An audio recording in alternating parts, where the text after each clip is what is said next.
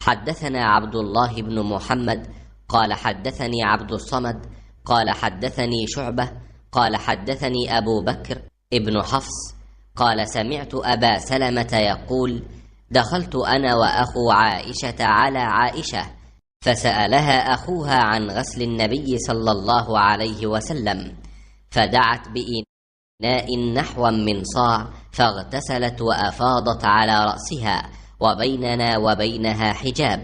قال أبو عبد الله قال يزيد بن هارون وبهز والجدي عن شعبة قدر صاع.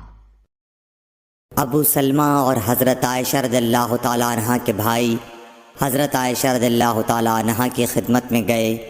उनके भाई ने नबी करीम सल्लल्लाहु अलैहि वसल्लम के गुस्ल के बारे में सवाल किया तो आपने सा जैसा एक बर्तन मंगवाया, फिर गुस्ल किया और अपने ऊपर पानी बहाया।